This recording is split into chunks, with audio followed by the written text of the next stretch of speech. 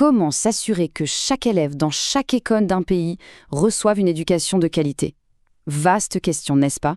Eh bien, au Burkina Faso, la réponse tient dans un guide pédagogique vraiment détaillé. Aujourd'hui, on va plonger dans ce système qui organise absolument tout, depuis la loi nationale jusqu'au pupitre de l'élève. Alors imaginez un peu le défi. Comment on fait pour bâtir une école efficace en partant de rien, de zéro? On pourrait se lancer dans de grandes théories, de grands principes, mais la réponse proposée ici est beaucoup plus pragmatique. En fait, tout repose sur une structure, une organisation extraordinairement bien définie. Et cette structure, la voici. C'est assez simple à visualiser, c'est comme une pyramide à 3 étages. Tout en bas, on a le socle, l'administratif, c'est-à-dire les règles du jeu. Au milieu, le cœur du réacteur, le pédagogique ou l'art d'enseigner. Et tout en haut, le concret, le matériel, c'est l'espace physique où tout se passe. On va explorer ça un par un. Allez, on commence par la base, les fondations, le cadre administratif. Il faut voir ça un peu comme le squelette du système, le code de la route de l'école. C'est un ensemble de règles, de directives officielles qui s'appliquent à absolument chaque établissement du pays. Tout en haut de cette pyramide administrative, on trouve ce qu'on appelle les instructions officielles. Attention, ce ne sont pas de simples suggestions, ce sont les textes de loi qui définissent tout, le rôle de l'école, la philosophie de l'enseignement, les règles à suivre. En gros, chaque action d'un enseignant est guidée par ces principes officiels. Mais ce qui est super intéressant, c'est que ces règles ne sont pas juste froides et bureaucratiques. Non, elles reposent sur une vraie philosophie pédagogique. Par exemple, ce principe fondamental, toujours partir de ce que l'enfant peut voir, toucher, le concret, pour ensuite, petit à petit, l'amener vers des idées plus abstraites. On part toujours de l'enfant. Et là, il y a une distinction super importante qui montre bien la profondeur de la réflexion. C'est la différence entre un programme et un curriculum. Le programme, c'est simple, c'est la liste des matières. La question, c'est quoi enseigner. Le curriculum, lui, c'est bien plus large. Ça inclut le pourquoi on enseigne, le comment et avec quels outils on évalue. C'est vraiment une vision globale de l'éducation. Et cette approche par curriculum, on la voit très bien ici. Ce n'est pas juste une liste de matières empilées les unes sur les autres. Non, les sujets sont regroupés en 4 grands domaines de compétences. L'idée, c'est de créer des liens entre les savoirs pour que la formation soit plus logique, plus cohérente pour l'élève. Bon, tout ça, ça ne reste que pas dans les nuages. Cette structure, elle descend très concrètement dans le quotidien du prof, à travers une série d'outils, de documents. Chaque aspect de son travail doit être tracé, documenté. Voyons un peu à quoi ressemble cette fameuse boîte à outils. Et voilà quelques exemples de ces documents obligatoires. On a le registre d'appel journalier, bien sûr, le cahier où l'enseignant prépare ses leçons, un fichier pour chaque élève et même un cahier de visite médicale. Ce n'est pas de la paperasse pour le plaisir, c'est la preuve d'un système où chaque enfant est suivi et où chaque cours est mûrement réfléchi. Ok, on a vu les règles. Maintenant, passons à la pratique, à l'action.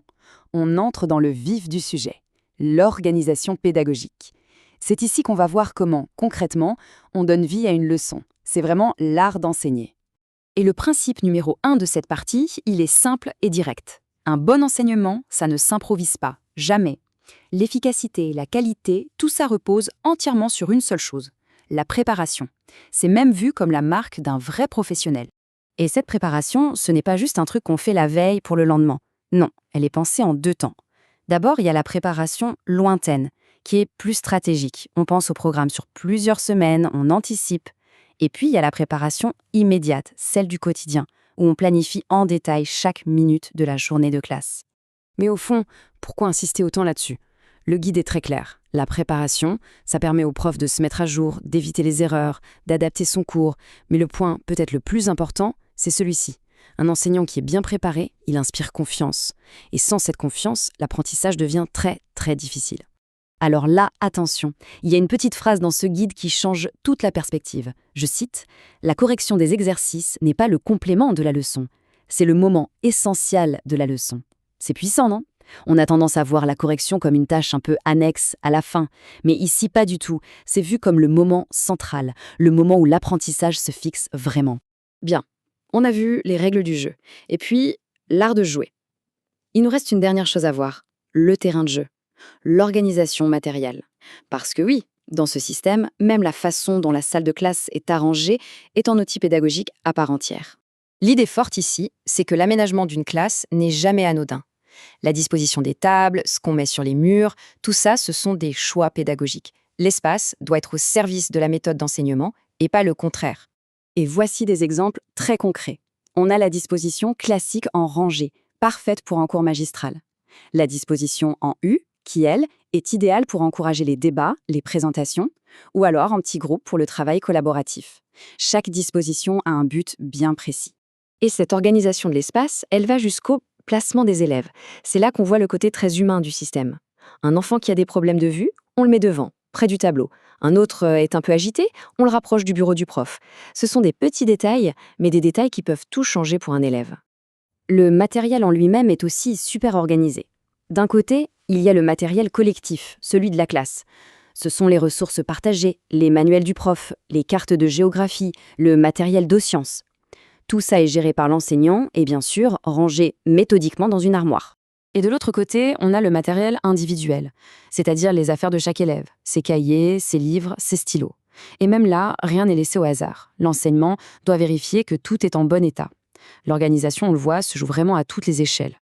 Et voilà, la boucle est bouclée. Ce qui est le plus frappant, finalement, c'est la cohérence de l'ensemble. On part des décrets officiels, quelque chose de très abstrait, et on arrive au simple cahier d'un élève, très concret. Et tout est lié. Chaque petit élément fait partie d'un même grand puzzle, d'un même système pensé et organisé. Ce système, c'est clair, offre un cadre incroyablement solide. Mais ça nous laisse avec une dernière question, un peu plus ouverte. Une fois que tout est parfaitement huilé, que la mécanique est réglée, quelle place reste-t-il pour ceux qui, justement, ne se planifient pas? Pour cet ingrédient essentiel mais imprévisible, la passion d'enseigner? La question est posée.